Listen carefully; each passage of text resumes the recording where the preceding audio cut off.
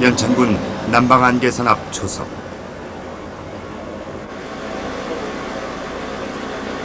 달려온 택시에서는 한복을 곱게 차려입은 60대의 한 노인이 내렸다. 차 안에도 일행이 있었다. 성묘 장소는 어느 지역이십니까? 성묘장소? 예. 성묘장소.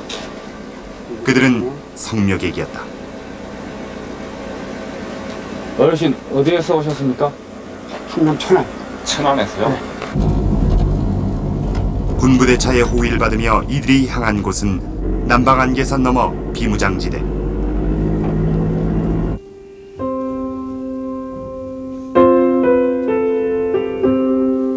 거기엔 고조 할아버지의 산소가 있었다. 산소는 비무장지대 안 지뢰 위험 지역 한가운데 자리 잡고 있다.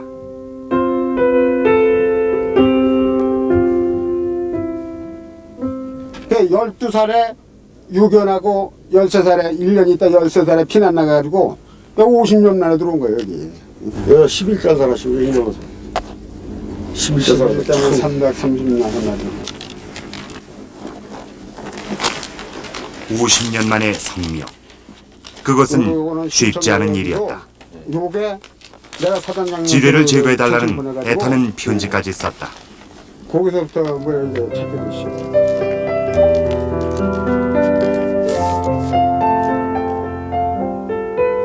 군부대는 조상을 찾는 간절한 바람을 이루어 주었다. 그러나 근처엔 아직도 갈 수 없는 산소가 여러 개다. 그래 세 분이신데 저기 이제 칠대조 할아버지 저요 산 넘어 여기 탄약창고 있는데 거기는 여기도 계시지. 이제 여기. 예? 여기는 어느 아 여기도 계시고 그럼. 예, 그세 군데를 이렇게 여기 한국이라는 게 여기 어디라는 말이야 이렇게. 그런데 못 찾잖아요 지금. 들어가지고 어때? 아니 저기도 저 빤히 배는데도 못 가요. 예를 들어서 우리 칠대조 할아버지가 살아계신다고 생각해요. 예. 살아서 저기 계시면 어느 자손이 그냥 있을 사람이죠. 그러니까 해달라고 그러는 거지. 예, 맞습니다. 살아계시는 분을 보고도 못 들어간다면 예. 그 말이 안 되는 거예요. 지금은 단지 군사지역으로만 존재하는 불모의 땅. 그러나 이들에겐 조상의 땅이자 자신의 뿌리다. 언젠가는 돌아와야 할 고향인 것이다.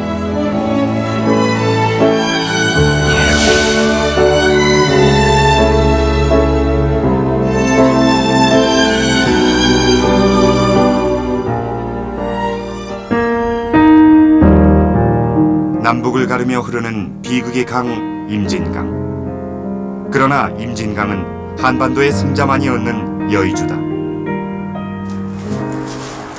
임진강변에 있는 산 위에 아직도 흔적이 뚜렷하게 남아있는 오두산성. 이렇게 잘생긴 돌 많이 쓰기가 이 돌을 이렇게 자연돌을 이렇게 다 시승은 하지 않았지만 얼마나 공을 들였어요. 물론 따내겠지. 따내가지고 이런 돌들을 쭉 거의 규격에 맞지 않습니까? 그게. 그러니까 이게 오도산 둘레로 쭉 있었다. 쭉 있다고 봐야죠. 그동안 조사해서 남아있는 산성의 전체 길이는 650여 미터로 추정된다. 현재 확인한 지역은 이 지역입니다. 남한 부분. 상당 부분 파괴되긴 했지만 남아있는 성벽은 과거의 영광이 만만치 않았음을 말해주고 있다. 없는 게 아니라 흙으로 다 덮였기 때문에 이게 뿌리가 남아 있잖아요. 이렇게. 내에서 싸죠. 아 이렇게 들어가게. 아 이게 이제 여기 보면 이렇게 보세요. 거의 같이 같은 라인을 이렇게 나갑니다. 요것도 뭐 이유가 있습니까? 그렇죠. 그 튼튼하게 싸기 위한 거죠.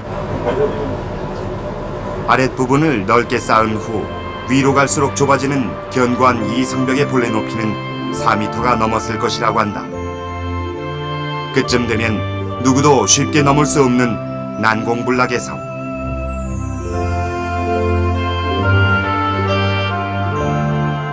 그렇다면 이 웅장한 성의 주인은 누구였을까? 이것도 기와 부분인 것 같은데 구체적으로 어느 대답은 성 주변에 어지럽게 흩어져 있는 기와 조각에 담겨 있었다. 예를 들어서 여기 지금 이런 이 격자문이라든가 또 이렇게 파상문 이런 것은 일단 밑으로 내려가도 고려 이전으로 올라갑니다. 고려 이전으로 올라가는 오래된 성들이고 특히 이 붉은 계통의 벽돌 이런 것들이 오래된 성입니다. 산성 주변에서는 고려 이전의 것으로 보이는 다양한 모양의 기와 조각들이 발견됐는데 특히 빨간 기와 조각들이 눈길을 끌었다. 일단은 약간 고구려 기와의 그 뭐 절대 다수가 이런 그 붉은 색깔을 띠고 있기 때문에 일단 붉은 색깔이다 그러면은 고구려 기와가 아닌가 한번 의심을 해봐야 될 것이고, 일반적으로 이제 이런 그 황갈색이나 젓갈색을 띠게 되는 것은 기술이 떨어지는 그런 곳에서 제작된 것이 이런 색깔을 띈다고 생각을 하고 있었는데, 실질적으로 보면은 고구려 기와는 강도가 굉장히 높습니다. 이렇게 쇳소리가 날 정도로 높은 강도를 유지하면서 이렇게 붉은 색깔을 띠고 있다고 하는 것은 아마도 그 벽사의 상징이거나 아니면 권위를 나타내기 위해서 일부러 제작된 것 같습니다. 고구려 기와엔 빨간 색깔과 함께 뒷면에도 특징이 있다. 고구려에서는 기와를 말릴 때 간격이 좁은 둥근 틀을 사용했기 때문에 뒷면에 배어나오는 무늬도 촘촘하다. 반면 출토된 백제기와는 넓은 틀을 사용해 뒷면 무늬의 폭이 넓다. 기와를 말린 틀이 달랐던 것이다. 이런 임진강변을 따라서 남쪽은 백제가 차지했다면은 백제 영역이 된다 이겁니다. 그러면은 왜 고구려 스타일의 이 석죽성이 여기에 나타나느냐? 그건 이제 우리가 이 분석을 해볼 때 결국은 삼국이 각축을 하니까 서로 싸운다 이거죠. 이렇게 그 영토 확장을 위해서도 그렇고 뭔가 원수 감다고 그렇고 그러다 보니까 그래서 역사학자들은 이 성이 광개토대왕 비문에 나오는 강미성이 아닐까 추정하고 있다. 광개토대왕 비문에 나오는 강미성은 396년 광개토대왕이 한성백제를 점령할 때 고구려 수군을 보내 점령했던 한성의 중요한 성이다. 수군이 들어와 점령해야 하는 성. 그런데 오두산성 앞은 한강과 임진강이 만나 서해로 흘러드는 지점이었다. 그 기록이 과연 어딘가 해서 소위 이 역사학자들은 예의주시를 해왔죠. 어디냐 그렇게 해서 현재 상태 지금까지 조사한 바로는 이 오두산성이 백제의 감미산성일 가능성이 가장 크다. 그것은 삼국시대에 여러 가지 유물도 나오고 또 위치적으로 봐서도 한강과 임진강이 서로 합수되는 곳에 이런 그 기록 자체를 검토해 본 결과 이 자리가 거의 분명하다. 그런데 임진강변에 있는 산성은 오두산성만이 아니다. 오두산성 오른쪽엔 호로고루란 성이 있다. 그래서 이제 그건 호로고루는 많이 허물어져 있다. 그러나 그 규모는 상상을 벗어날 정도로 대단했다. 그 다음에 좀 골리한 거 아닌가. 여기 보면 또 규칙적으로 쌓았어요. 여기서 올라가면 아마 10m도 넘죠 이게 복원을 하게 되면 저 위까지 올라가려면 10m가 훨씬 넘을 겁니다. 그러면 높으면 높을수록 밑에서 보면 더 높아지는 거 아닙니까? 그렇죠. 네. 그럼 아이고 저 못 올라가겠다. 그러면 한풀 기가 꺾이는 거예요. 아래는 넓고 위로 좁아지는 구조로 보아 오두산성과 같은 백제계 산성으로 추정된다. 그런데 1700~1800년 전에 이만한 성을 쌓으려면 엄청난 힘을 투입했을 것이다. 굳이 이렇게 큰 규모의 산성을 쌓았던 이유는 무엇일까? 북방민족하고 남방민족하고 교역 또는 군사적인 충돌, 병력의 이동 한 70~80%가 문헌이 전부 다 이쪽을 통해서 이루어집니다. 호로구루 앞의 임진강 하류는 걸어서도 건널 수 있는 여울목이었다. 게다가 이곳이 뚫리면 곧바로 서울까지 이어진다. 이곳은 한강 유역을 원하는 자들이 반드시 차지해야 할 지역이었다. 이 지역을 일명 술탄, 개울 이렇게 얘기를 하는데 뭐냐면 짐승도 쉽게 건너갈 수 있다 그런 것이고 또 실제로 6.25때 중공군이 이쪽으로 건너가죠. 아, 이쪽으로 넘어갔던 거죠. 그러니까 이제 겨울 같은데 얼게 되면 뭐 말할 필요 없이 이쪽으로 대규모로 도습하기 때문에 고대 삼국 간의 관계에 있어서 남북에 제일 많은 군사가 올라갔다 내려갔다 하는 곳이 바로 여기입니다. 임진강은 패권을 결정짓는 강이었다. 그래서 임진강을 차지하기 위한 삼국 간의 경쟁도 치열했는데 임진강을 얻으려면 반드시 필요한 또 하나의 요새, 그것이 칠중성이다. 칠중성은 임진강의 전방사령부 역할을 했던 곳으로 역사책에 가장 많이 등장하는 성이다. 삼국사기에는 이곳에서 벌어진 당나라 장수 유인궤와의 전투가 기록돼 있다. 삼국이 통일된 뒤에도 이 성은 중요한 역할을 계속 수행했다. 삼국사기에는 칠중성에서 말갈, 거란 등과 싸워 이겼다는 기록이 곳곳에 남아있다. 지금은 분단의 강이지만 역사 속의 임진강은 한반도의 승자를 꿈꾸던 자들이 반드시 차지해야 했던 강이었다.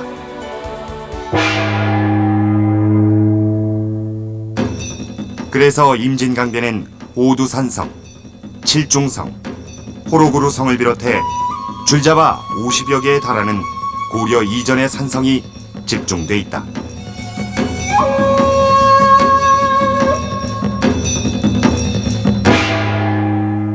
임진강이라는 게 비록 강폭은 좁고 한강보다는 작지만은 남쪽과 북쪽이 항상 대결했던 국경 하천입니다. 여기가 삼국시대에 북방 세력과 남방의 국경 역할을 했던 지역입니다. 북쪽이 이 임진강을 점령하면 한강 일대를 그냥 점령하게 되고 남쪽 세력이 국경 이 임진강을 넘게 되면은 동서 흐르나에 나오는 평양까지 그대로 들어갑니다. 계속 평양까지.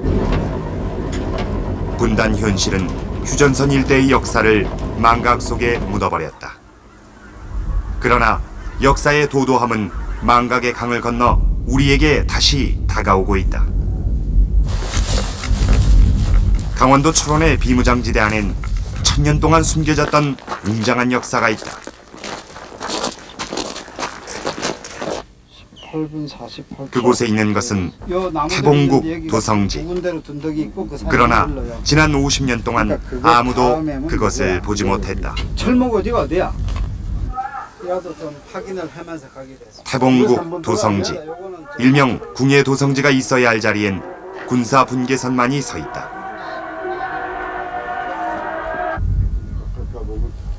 한 시간에 걸친 힘든 탐사 작업이 진행됐다. 그리고 마침내 희미한 모습을 드러낸 궁예 도성지. 궁예 도성지는 정말 그 자리에 그대로 서 있었다. 웅장한 옛 궁궐의 모습은 간데 없지만 그것은 분명 성의 흔적이었다. 대개가 토성입니다.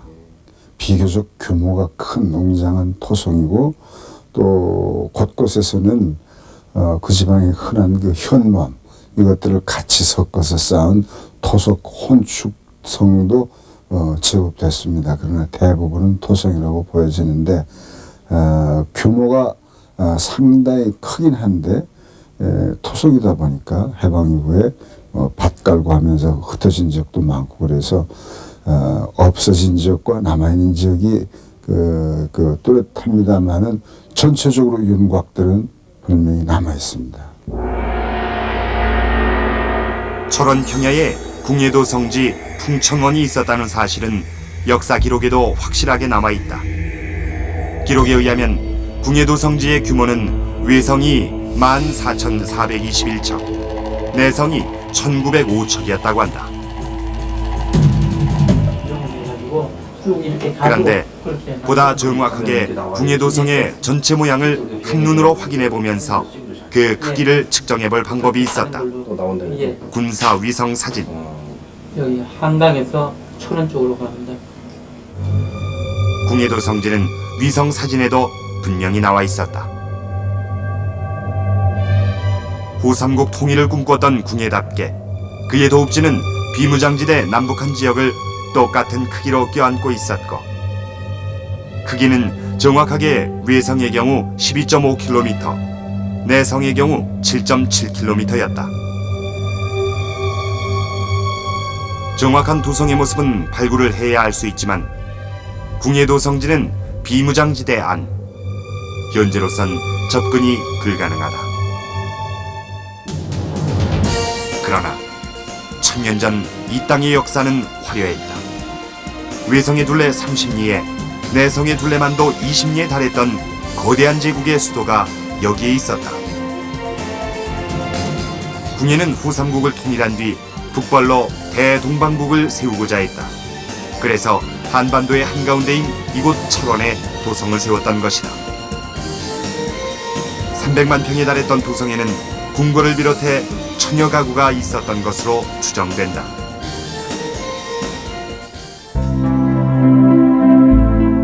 일제시대 때만 해도 철원 평야에는 도성지의 흔적이 남아 있었다. 1910년대에 한 일본학자가 촬영한 석등과 귀대석은 태봉국의 영광을 말해주고 있다. 그러나 지금 그 영광의 자리엔 자풀과 돌무더기만 무성하다.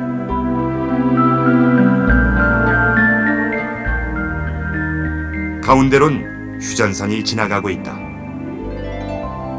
남북이 통일되는 날, 진정한 통일왕국을 꿈꾸었던 궁예의 도성도 세상의 모습을 드러낼 것이다.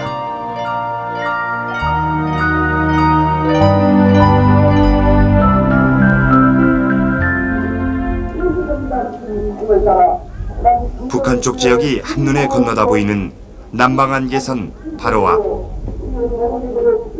북한의 선전방송 소리가 생생하게 들리는 땅. 그런데 그 산자락 아래에 마을이 있다. 민간인 통제구역 안의 마을로 후방의 웬만한 농촌보다 비옥해 보인다. 그러나 이 마을을 일군이들이 정작 그리워하는 곳은 따로 있다. 이 마을 간봉리라는 데서 살았어요. 간봉리는 생창리 후구예요. 아, 생창리요? 예. 거기 생창리 다리 건너가면 간봉리거든. 그런데 거기 가지 못하고 여기서 사는 거예요. 그때 거기는 지금 갈 수 있지 않습니까? 거기가 비무장지대. 지금 내가 얘기하는 거는 수색 비마군에서 때는 간봉리 잘 거든 가요. 감산이 안 돼. 그러니까 그냥 쉬어서 20m 안 되는데. 20m 채 안 돼. 한 6km 정도. 6km 정도요? 요 근래는 방송을 안 하는 게 그렇지 만날 들래요, 만날. 그전에는. 그럼 저 국민들 저기 방송 소리 뭐 만날 듣고 앉았지 여기서. 이들이 애타게 그리워하는 고향은 비무장지대 안. 한때 이곳엔 풍요로운 마을이 있었다. 그러나 1951년 여름 이곳이 치열한 고지쟁탈전의 격전지가 되면서 이들은 강제로 고향을 떠나야 했다. 하루아침에는 아군이 서희가 와가지고 무조건 나오라는 바람에 그냥 다 나오다가 또 맞아 죽은 것들도 많아요. 아군하고 제도라고 접전이 되니까 그 새 틈으로 나오다가 맞아 죽은 사람이 많아요. 우리는 그걸 보면서 죽은 놈을 넘어서 나왔으니까 그렇게 힘이 들었어요. 이들은 고향 근처 산자락 밑에 터를 잡고 맨몸으로 마을을 일구며 50년 동안 고향으로 돌아갈 날을 꿈꾸었다. 그렇게 기다리면 언젠가는 돌아갈 줄 알았다. 그러나 여전히 희망은 멀기만 하다. 이들은 나이 들어갈수록 간절해지는 고향 생각에 안타까워하고 있다. 맞으면 수족이 움직이는 한 그때 몇십 년을 살아도 여고 많고요. 거기 사람하고 만나서 얘기하고 무슨 일하든지 하는 거 그걸 하지 여기 사람하고는 안 해. 그러네 고향이라는 게 참 이상하다 그러는 거예요. 어쩌면 그래도 고향 꿈꾸지 여건 안 써. 근데 이 젊은이들 몰라요. 고향을 떠나는 사람이 알지 고향 안 떠난 사람 몰라. 그래서 고향이 그립되는 거예요. 저 고향이 이상난 거예요. 이 남한 정세라는 저 소개해줘야 되는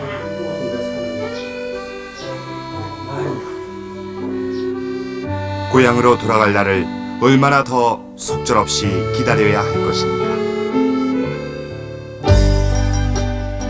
전쟁이 일어나기 전 지금의 비무장지대엔 4개의 읍과 73개 면 그리고 17개 동이 있었고 인구도 80여만 명에 이르렀다. 휴전선은 이들 모두에게서 고향을 빼앗았다.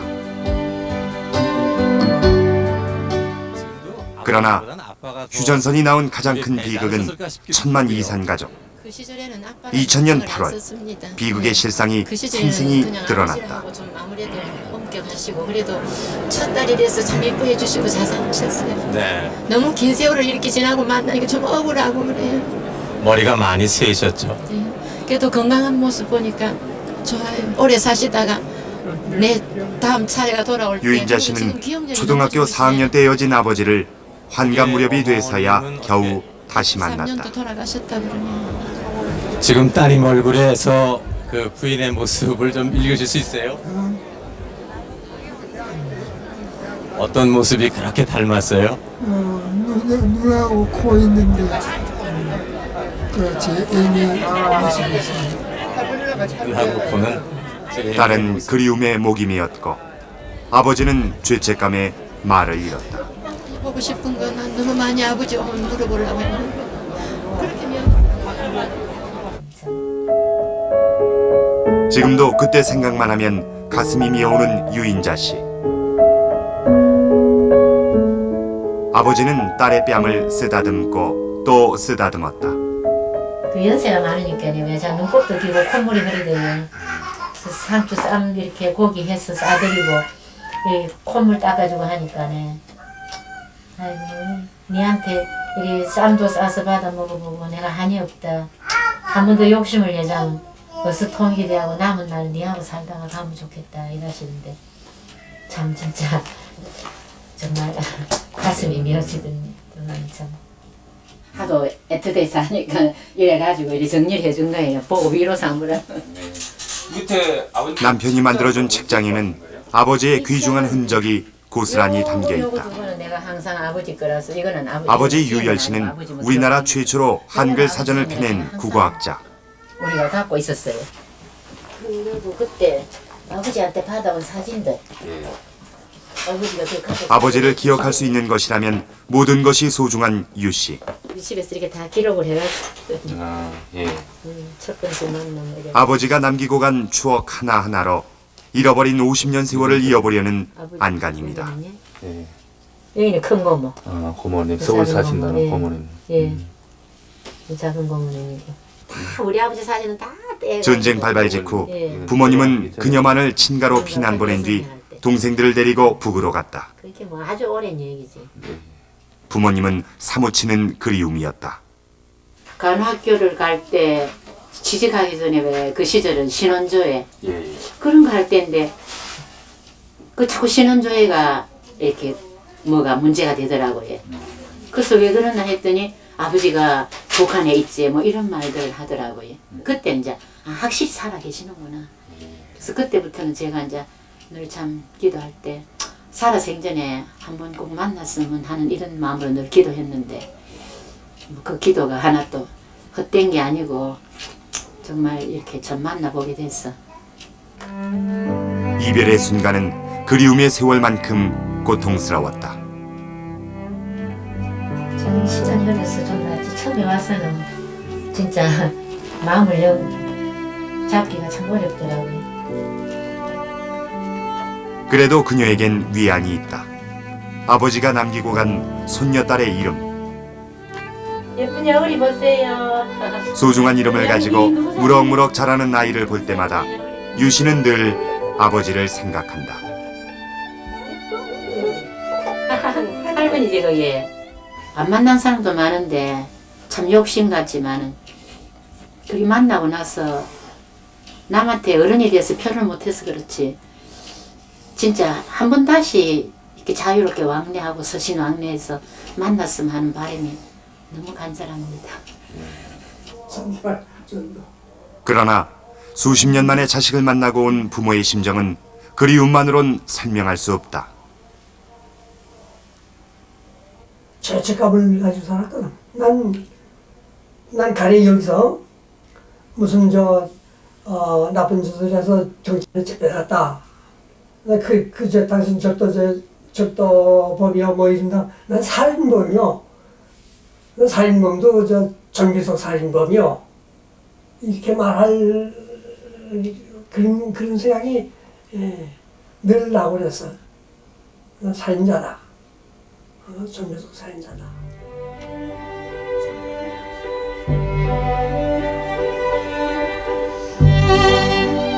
2000년 8월 이 부부는 북에 두고 온 자식들을 만나러 간다는 기쁨에 며칠 동안 짐보따리를 준비했었다.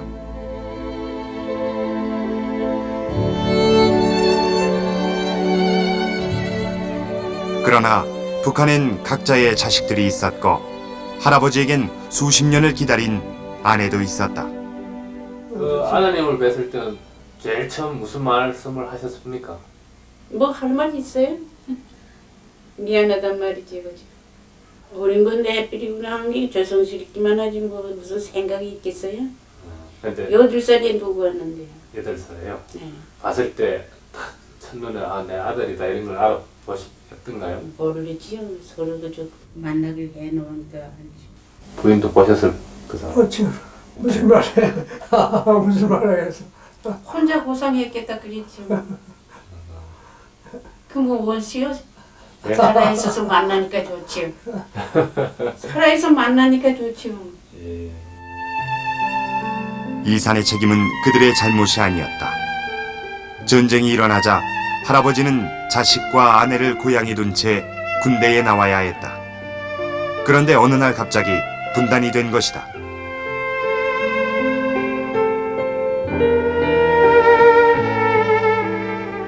할머니는 집안일을 보러 서울에 왔다가 돌아가지 못했다. 20년을 기다렸지만 희망이 없었다.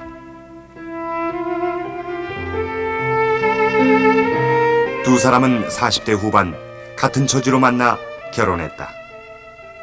북쪽에 애들이 있는데 여기 와서 또 무슨 호강을 나갔다고 또 자식을 낳나. 예. 아니 그래서 북쪽에 있는 자식들 돌보지만 하는 것만도 죄스러운데 또 죄죠. 두고 온 자식들에게 미안해서 피부치 하나 없이 외로운 노년을 보내고 있는 부부. 이들에겐 이제 한 가지 소원밖에 없다. 선물이라는 게 어린애들이 선물이 필요하지. 환갑 지는 사람들은 선물이 필요 없는 거야. 그러니까 자식 때는 벌써 선물이 필요 없는 거야. 예. 손자들에게 뭐 참 마음에 원하는 선물이라 하고서 우리가 죽어서면 한이 없겠다 이거이지. 그런데 이산가족 상봉이 더 고통스러운 사람이 있다. 올해 77살의 이몽섭 할아버지. 할아버지는 당시 북한에 가서 부인과 자식들을 만났다. 소작보도 멍하니 바라만 보고 있었지요. 한참 있다가 생각나니 가게 되면 기자들이 처음에는 부인인지 몰랐죠. 머리가 그때 새까맣었는데 27살에 해야 됐거든. 나는 25이고 그런데 머리가 새까맣었는데 지금은 머리가 하얗게 늙어서 말라도 모르겠어. 아들이 50이 넘었거든.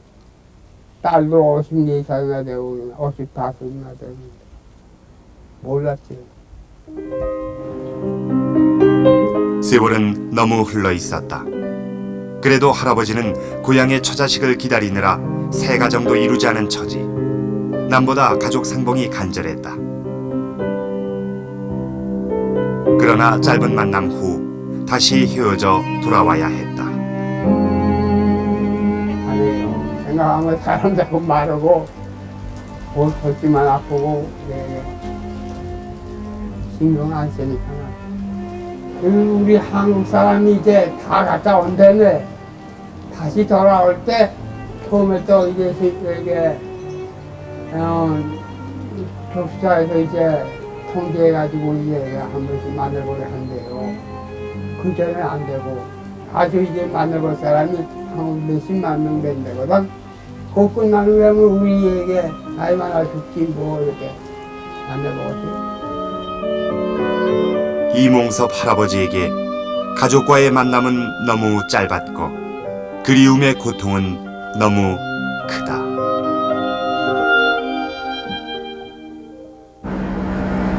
그런데 분단 현실은 더 많은 비극을 계속 요구하고 있다.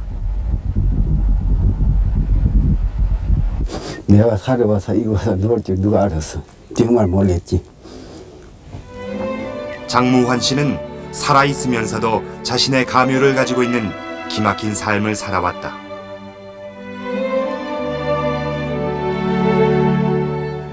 그가 집으로 돌아오는 데는 47년이란 긴 세월이 걸렸다.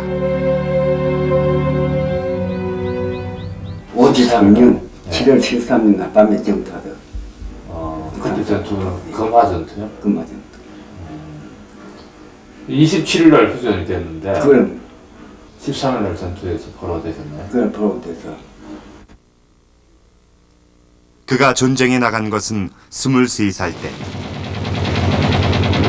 어이없게도 그는 휴전 2주일 전에 있었던 중국군의 마지막 공세에서 포로가 되고 말았다. 오늘 어떻게 전쟁 안 하고 가만히 있는가 하니까 정립됐습니다. 그래 알았지. 아 포로가 되어가지고 왜 전쟁 안 하냐고 여쭤봤더니 그럼 부산 다 했지. 그래 비원을 가서 보니까 아 이제 전쟁이 끝났다고 말이야. 그래 알았지. 휴전 직후인 8월 5일부터 한 달간 판문점에선 포로 교환이 이루어졌다. 북측은 한국군과 유엔군 앞에 12,000여 명의 포로를 남으로 보냈고 남측은 북한군과 중국군 앞에 82,000여 명의 포로를 북으로 보냈다. 그러나 장무환 씨는 전혀 몰랐다고 한다. 정전된들도 우리는 알았지만 그 포로 교환하면 하나도 몰랐거든. 몰래가 하는 이제 개미들가 일하다니까 내대 배치된 사람 하니까 그 사람이 뭐가 그래. 왜 남측시 이제 어찌 집에 안 와서 아니 남측시는 어찌는 뭐 어찌 된 일인데 알아야 가지. 야 자기네 판문점에서 포로 교환 다 해주고 그래 왔단 거지. 그래 어찌 되는가 뭐냐. 포로 교환 이미 그걸 했는데 또 2차 또 있는가 하니까 그걸 잘 모르겠어요. 그래도 뭐 나 2차 있는 들도 알았지. 내 뿌이 알았고 뭐 수백 명이 거기 있었으니까. 아 같이 포로 때까지 그가 한경 붙어가서 직결했는데 내 있는데 사게 준비 있었어. 유엔군이 잠정 집계한 한국군 포로의 숫자는 8만여 명. 포로 교환 때 북한이 돌려보낸 국군 포로는 8천여 명. 무려 90%가 넘는 국군 포로가 돌아오지 못한 것이다.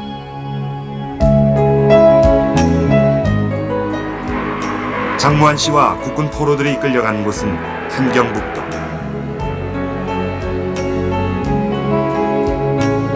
이곳에서 그는 무려 40년 동안 탄 캐는 일에 강제 동원됐다. 이런 새끼들이 말이야 자기네 군대가 싸우다 포로되는 애들 머리에 말이야 한경북도 가서 산골에가 쳐가놓고 그런 거 새끼 일시게 먹으려고 말이야. 가만히 그리 막 감춰나가면 뭐예요. 고향에 두고 온 아내와 자식을 다시 보게 될 줄은 꿈에도 몰랐다. 그런데 98년 한국의 가족들이 찾는다는 연락이 난데없이 전해졌다. 우리 친척이 한국에서 찾아왔다는 거지. 찾아와서 못 찾고 그냥 갔는데 지금 막 기다린지 하여튼 가면 안다고. 그래서 내가 끝내왔어. 도망가면 뭐 묻대고 그지 뭐. 가다 죽으면 다 하고 삶 천명이고 그래 끝냈지 뭐. 참 엄마인데 좋은 말인데 알가지고도 절도하지 말이니 참 야가 왜 이래 세 번째 이제 우리 아버지가 중국 와가지고 있는데 살았단다 이래요. 그리 자꾸 그 거짓말 그지 살았다고 생각하겠습니까? 아주 대본에 죽었다고 날 생각하고 사는 거지. 맞들어! 총! 98년 9월 장무환 씨는 조국으로 돌아왔다. 47년 만의 귀향이었다. 신고합니다. 장모하는 1998년 10월 20일로 면역을 명받았습니다. 이에 신고합니다. 백골 23살 꽃다운 나이에 입대했던 그는 이른이 돼서야 국가로부터 정식 제대 명령을 받았다.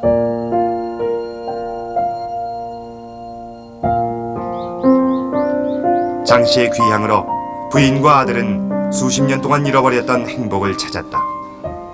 아드님하고 아버님하고 좀 닮으셨네요, 그죠? 내 카드 닮았다 하자니까. 나 닮았지. 수준님은 아드님 딱 보실 때 알아보셨을 것 같은데요. 딱. 그럼 뭐 비슷한 거 아기야 아지. 뭐 하긴하고 자식 할 게 없다. 내하고 뭐 똑같는데 뭐. 대박 전화 아버지를 닮았다는 말에 기뻐하는 아들. 아내와 아들에게 장 씨는 늘 그리움의 대상이었다. 빨리 만날 수. 그래도 참 혼자 살면서도 많이 생각했다고 그렇게 느꼈어요. 그 긴 세월을 기다려준 아내. 장 씨는 남은 세월로 보상을 해주고 싶다. 그러나 행복할수록 그의 가슴 한켠은 묵직해지고 있다. 북에도 아내와 자식이 있다. 나는 바쁠 것 같아. 마음이 자꾸 아프어지지. 나도 많지만. 근데 그건 모르지 뭐. 살아가다 보면 또 때가 있는 것도.明년에 토요일 되면 만나겠고. 거의 안 되는 지난 94년 43년 만에 살아 돌아와 국군 포로에 대한 사회적 관심을 불러일으킨 조창호 씨. 국군 장교란 이유와 탈출을 시도했다는 죄 때문에 남보다 험난한 포로 생활을 했다. 감옥에서 13년, 광산에서 15년을 지냈다. 혹자는 이렇게 말합니다. 제일 힘든 것이 배고플 때가 제일 힘들었다고요. 물론 배고픈다는 건 사실도 힘든 겁니다. 나로서는 제일 힘든 것이 북한에서 국군 장교라는 그 이름 가지고서 수목을 받을 때 내 생에서 제일 힘든 시기였다고 생각합니다. 알몸으로서 전체수가 간수 앞을 통과한 그 순간 난 정말로 인간으로서의 모멸과 이것이 도저히 있을 수 없는 횡포라고 생각합니다. 그는 국군 장교. 떳떳하고 싶었다. 목숨을 건 탈출 끝에 그는 무사히 조국에 돌아와 명예를 되찾았다.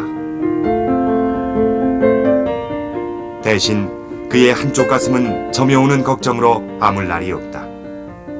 그는 북한에 자식 셋을 두고 왔다. 우리 아이들은 국군 포로가 아닙니다. 그러나 그들은 국군 포로가 뭔지도 모르는 사람들이에요. 그러나 지금 30세가 넘었어도 성부는 국군 포로의 아들입니다. 그럼 자제분들은 오시기 전에 뭘 하고? 광산에서 있었어요. 두 아드님 다? 네. 아니면 광산에서. 여자분도? 물론 여자의 남녀 구분 없습니다. 자신들에게 불이익이 닥칠 줄 알면서도 아버지의 탈출을 도왔던 자식들이었다. 아버지를 갖다 서울로 보내겠다는 그런 의지로서 자기들이 행동했습니다. 난 지금도 그렇게 생각해요. 아이들을 자랑스럽게 생각합니다. 돈을 보면 저희 아들을 보십시오. 저희 자식, 북한에 있는 자식들을 만나고 싶습니다. 그게 아마 제 마지막 소원인지도 모릅니다.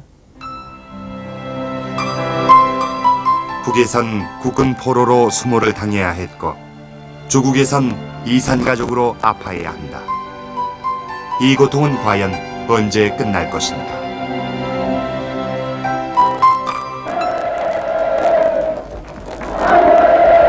2000년 6월 남북관계에 희망이 나타났다. 남북의 정상이 휴전 47년 만에 직접 만났다. 공동성명에 대해서 완전히 합의를 봤습니다. 여러분 축하해 주십시오. 남북이 합의한 가장 구체적인 계획. 경의선 철도 도로 연결 기공식을 거행하겠습니다. 석 달 후 끊어진 경의선을 남북이 함께 있는 공사에 들어갔다. 경의선 철도 연결. 그 소식이 누구보다 반가운 사람이 있다. 경의선을 마지막 날까지 운행했던 기관사 한준기 씨. 그 당시에도 사람이 많았어요. 왜 그러냐면 일반 교통수단이라는 것은 버스 같은 거 없었으니까 순위에 열차밖에 없었어요. 그 당시에는 또 1시간에 1개 열차밖에 운행 안 됐어요. 그러니까 손님이 많았어요. 수도가 서울이시니까. 그 다음에 이제 그 학생들 또 장사하는 사람들 주로 장사꾼들이 많았어요. 그는 46년부터 경의선을 운행했다. 당시는 38도선이 그어져 신의주 대신 개성까지만 운행했다. 그가 마지막 운행을 한 것은 50년 12월 31일. 기차 지붕까지 매달린 피난민들이 마지막 손님이었다.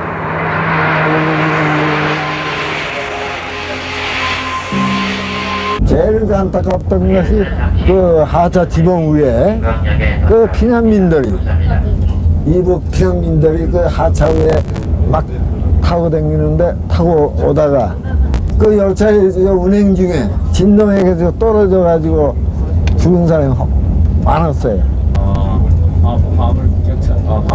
화물 잡고 그 지붕 꼭대기에. 그러니까 이제 전 열차에서부터 떨어진 사람, 또 우리 열차에서 떨어진 사람, 두지기수였어요. 그게 제일 내가 안타까워요. 그가 장단역에 두고 온 경의선 열차는 지금도 비무장지대 안에 그대로 있다. 일사후퇴를 하면서 미군은 적의 진로를 막기 위해 이곳 장단에서 집중 사격을 가해 열차를 파괴한 뒤 경의선을 필수했다. 달리고 싶은 경의선의 욕망, 그것은 우리 민족의 바람이기도 하다.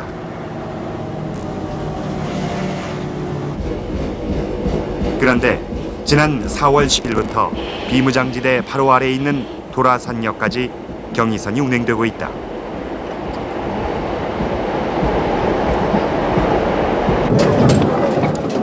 평일인데도 불구하고 사람들의 발길이 적지 않았다.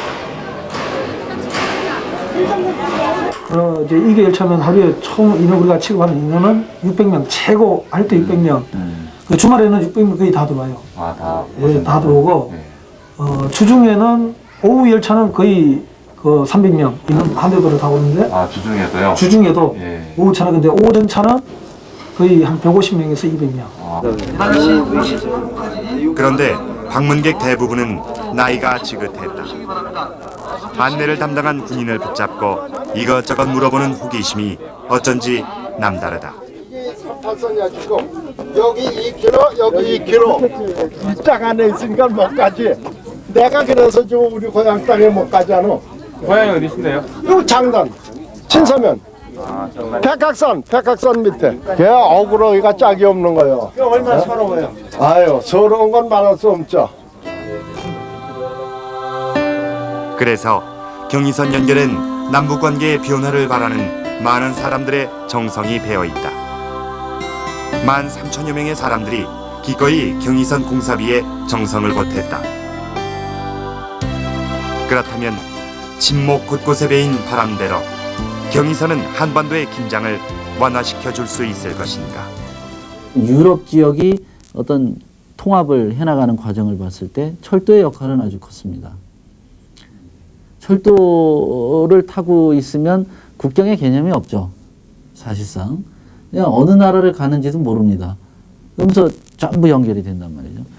한국도 마찬가지입니다. 남북한도 마찬가지예요. 철도가 제대로 시스템이 가동이 된다 그러면 기차를 탄 이상 여기가 남쪽인지 북쪽인지 인식하기 어려워야 되고 한반도와 경의선의 운명은 밀접했다. 한반도가 분단됐을 때 경의선도 끊어졌다. 그러나 철도는 국경의 개념을 무너뜨릴 수 있는 통로. 남북이 경의선으로 연결되는 순간 한반도의 분단 개념도 완화될 수 있다는 것이다. 뿐만 아니라 경의선을 통해 소련, 중국을 거쳐 유럽까지 직접 이어질 수 있다. 이 남쪽에 사는 사람들은 섬나라 사람들이 아닙니다. 원래 기질 자체가. 그런데 섬에서 살고 있거든요. 막 분출을 하고 싶어 하는 게 보입니다, 눈에. 그러니까 허브항도 만들고 뭐 공항도 만들고 이러는 게 다 그런 이유가 아닌가 봐져요. 이제는 뭔가 힘을 좀 이렇게 방출을 해야 될 때가 된 거죠. 자꾸 이 안에서만 이렇게 줄어들고만 있을 수는 없는 거거든요. 그런 시기가 왔고 그 시점이 왔다. 그게 이제 바로 경의선 연결이라는 걸로 어떤 돌파구가 마련되지 않겠느냐. 경의선 연결은 남북 관계의 변화와 함께 세계적인 물류 중심지로 성장하려는 한반도의 야심이 담겨 있다. 경의선이 연결되면 한반도는 유라시아 대륙의 출발점이자 종착점이 된다. 그것이 가능한 이유는 철도의 물류 비용이 배보다 훨씬 싸기 때문이다. 예를 들어 인천에서 벨로시아 공화국의 브레스트까지 간다고 할 때 철도로 가면 16일이 걸리면서 1톤당 1,300달러의 물류 비용이 든다. 그러나 배로 가면 시간과 비용이 훨씬 많이 든다. 앞으로 해상 수송 비용이 점차적으로 올라가고 있습니다. 그 다음에 또 러시아 같은 경우는 TSR 활성화를 위해서 그 철송 비용을 낮추고 있는 방향이기 때문에 앞으로는 경쟁력이 충분히 있을 것으로 예상하고 있습니다. 부산에서 김해 쪽으로 바다를 따라 1시간쯤 달려가다 보면 나타나는 대형 공사 현장. 무려 7조 5천억 원이 투입되고 있는 이 야심찬 공사는 부산 신항만건설 공사. 동시에 30척. 그렇죠. 한꺼번에 12척, 13척, 5척 해서 그 크기는 5만 톤급 정도. 5만 톤급의 배가 동시에 30척이 여기에 접안을 한다 이렇게 말씀하십니다.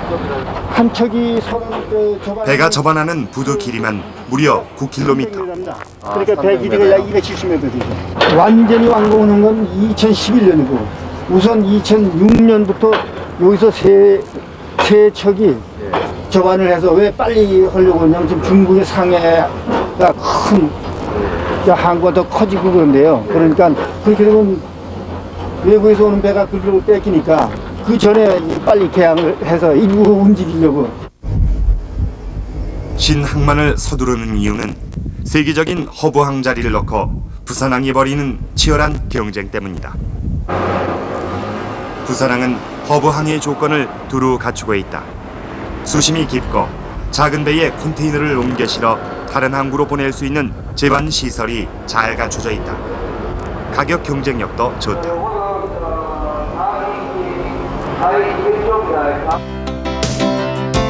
2000년 대만의 카오슝항을 누르고 싱가포르, 홍콩에 이어 세계 3위의 허브항이 된 부산항. 그런데 상해항이 급부상하면서 부산항을 위협하고 있다. 그러나 경의선이 연결된다면 상황은 달라진다. 그 선이 연결이 되면서 장차 우리나라의 물류 흐르면 이 대륙을 타고서 러시아와 중국 그리고 이어서 유럽까지 막바로 관통을 하는 그런 거대한 팽창을 보게 될 것입니다. 그렇게 되면 이 부산항이 지금 현재 가지고 있는 이 허브 포트로서의 기능에 양 날개를 단 그런 정도의 효과가 날 것입니다. 이를 바탕으로 한반도는 동북아의 중심 국가로 부상할 수도 있다. 중국, 소련, 일본, 미국이란 세계의 거대 시장을 이어주는 통로가 경의선이기 때문이다. 한 보고서는 2005년 무렵 경의선 이용 물동량이 컨테이너만 연간 60만 톤이 넘을 것으로 추정한다. 일반 물량까지 합하면 그 이상이다. 그로 인해 남한은 연간 9,900만 불, 북한은 1억 4,800만 불 이상의 유통 수익이 기대되고 있다. 우리는 이제는 국가 전략이라는 건 냉정하게 가져가야 됩니다. 예전에는 모르겠습니다만 이 허황된 국가 전략을 세워서는 앞으로의 이 냉정한 시대에는 살아가기가 어렵습니다. 그렇다면 우리가 실질적으로 놓여져 있는 위치가 그런 서방 강대국들, 엄청나게 큰 양을 갖고 있는 그러한 국가들의 물동량을 우리가 잡는다면 우리는 성공하는 거죠. 자연스럽게 남북을 오가며 분단의 벽을 낮추는 동시에 한반도를 동북아의 중심지로 성장시킬 수 있는 경의선. 기대와 바람이 간절하다. 경의선 연결. 그것은 눈앞에 보이는 남북의 이익을 넘어 민족의 앞날이 걸린 문제다.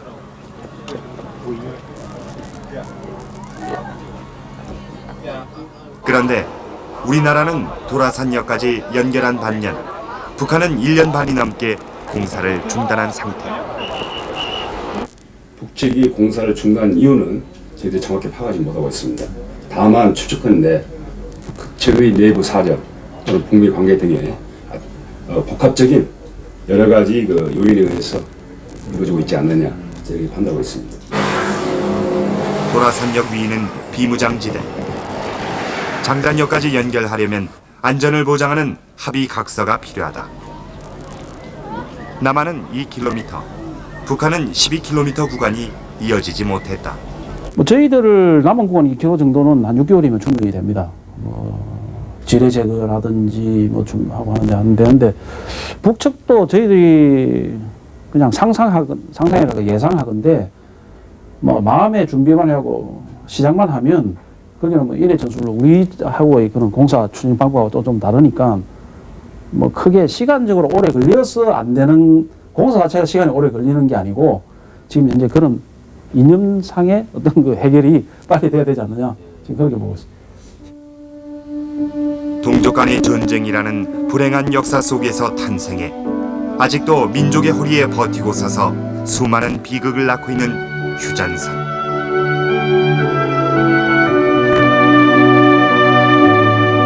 (180만) 명의 남북한 젊은이들이 그 안팎에서 총뿌리를 겨눈 채 대립하고 있는 군사적 방벽 철책선. 그러나 휴전 50년, 이 싸늘한 땅에 따뜻한 온기를 불어넣어 피를 통하게 해야 할 시점이다.